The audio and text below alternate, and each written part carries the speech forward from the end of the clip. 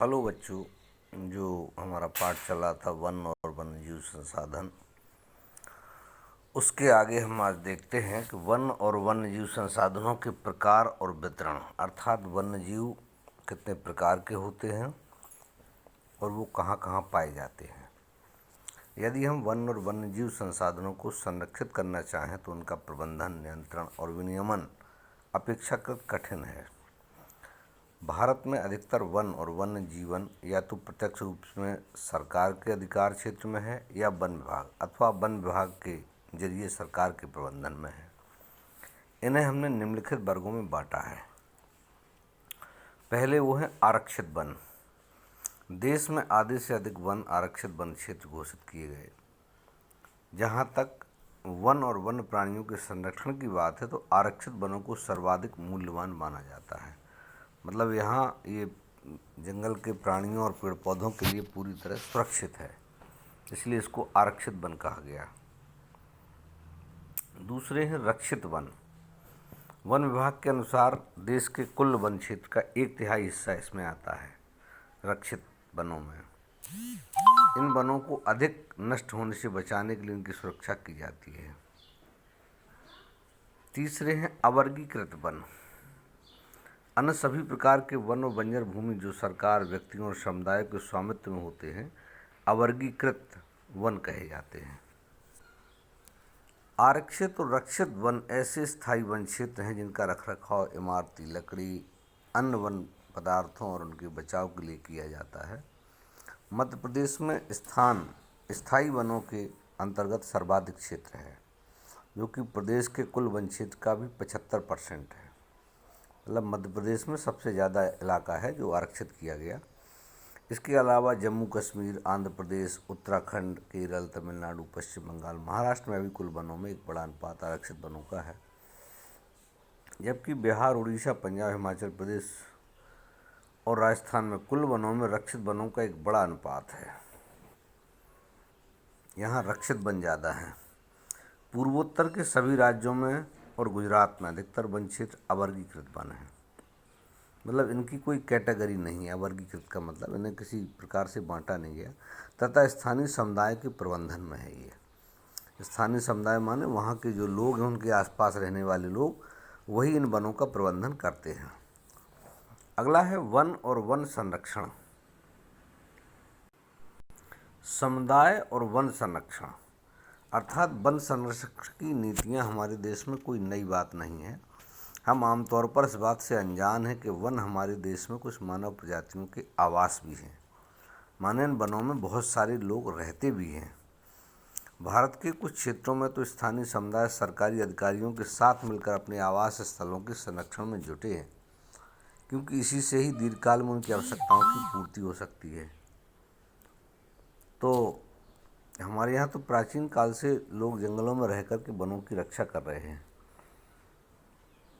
सरिस्का बाघ रिजर्व में राजस्थान के गांवों के लोग वन्यजीव संरक्षण अधिनियम के तहत वहां से खनन कार्य बंद करवाने के लिए संघर्षरत हैं कि वहां खुदाई न की जाए, वनों को न काटा जाए, ऐसे प्रयासरत हैं वो। वहां से खनन कार्य बंद करवाने के लिए कई क्षेत्रों में तो लोग स्वयं और वन्यजीव आवासों की रक्षा कर रहे हैं। सरकार की ओर से भी हस्तक्षेप भी स्वीकार नहीं कर रहे। राजस्थान के अलावा अलवर जिले में 5 गांव के लोगों ने तो 1200 हेक्टेयर वन भूमि भैरव देव डाकौ सेंचुरी घोषित कर दी है। मतलब राजस्थान का जो अलवर जिला है, वहाँ के लोगों ने स्वयं ही 1200 हेक्टेयर क्षेत्र को भैरव देव डाकौ सेंचुरी के नाम से घोषित कर दी है, जिसके अपने ही नियम कानून हैं जो शिकार वर्जित करते हैं तथा बाहरी लोगों की घुसपैठ से वहाँ के वन्य जीवन को बचाते हैं। माने वहाँ कोई बाहरी व्यक्ति घुस नहीं सकता है। हिमालय में प्रसिद्ध चिपको आंदोलन कई क्षेत्रों में वन कटाई रोकने में भी कामयाब नहीं रहा, अपितु यह भी दिखाया इसने, कहते कामयाबी नहीं रहा, बल्कि इसने ये भी दिखाया कि स्थानीय पौधों की प्रजातियों को प्रयोग करके सामुदायिक वनीकरण अभियान को सफल बनाया जा सकता है। पारंपरिक संरक्षण तरीकों को पुनर्जीवित अथवा पारिस्थितिकी तंत्र के नए तरीकों का विकास अब व्यापक हो गया है। माने वहाँ जो पेड़ पौधे लगाने का काम, संरक्षण का काम है, वो कहते हैं काफ़ी विकास कर लिया उस काम में। टिहरी में किसानों का बीज बचाओ आंदोलन और नव दाना ने दिखा दिया है कि रासायनिक उर्वरकों के प्रयोग के बिना भी विविध फसल उत्पादन किया जा सकता है और आर्थिक रूप से मजबूत खेती की जा सकती है। मतलब ये कि हम केमिकल खाद ना डाल करके पेड़ पौधों से बनाई हुई गोबर की खाद को डालें तो भी हम अपनी खेती को अच्छा उत्पादन बढ़ा सकते हैं। भारत में संयुक्त वन प्रबंधन कार्यक्रम क्षरित वनों के प्रबंधन और पुनर्निर्माण में स्थानीय समुदाय की भूमिका के महत्व को उजागर करते हैं। माने जो वन प्रबंधन का कार्यक्रम है वो किस प्रकार कहते हैं स्थानीय समुदाय से मिलकर के और वनों के संरक्षण का काम करते हैं। इससे हमें समझ में आता है कि हम स्थानीय समुदाय को लिए बगैर वनों को सुरक्षित नहीं कर सकते हैं। औपचारिक रूप से इन कार्यक्रमों की शुरुआत 1988 में हुई, जब उड़ीसा राज्य ने संयुक्त वन प्रबंधन का पहला प्रस्ताव पास किया। वन विभाग के अंतर्गत संयुक्त वन प्रबंधन क्षरित वनों के बचाव के लिए कार्य करता है और इससे गांव के स्तर पर संस्थाएं बनाई जाती हैं जिसमें ग्रामीण और वन विभाग के अधिकारी संयुक्त रूप से कार्य करते हैं। मतलब गांव के लोग और सरकारी अधिकारी मिलकर के कार्य करते हैं।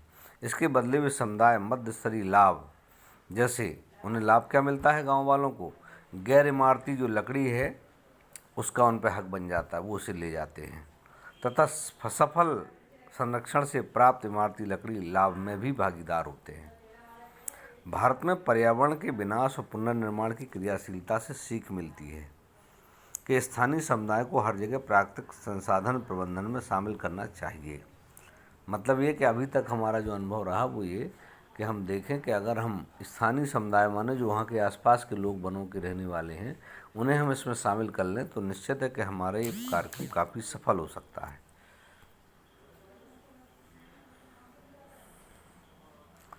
अतः वे ही विकास क्रियाएं मान्य होनी चाहिए जो जनमानस पर केंद्रित हों, पर्यावरण हितैषी और आर्थिक रूप से प्रतिफल हों।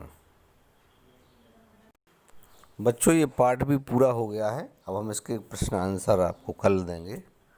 धन्यवाद। आप लोग अभी पढ़ाई जारी रहेगी और गौर से पढ़ें, देखें। धन्यवाद।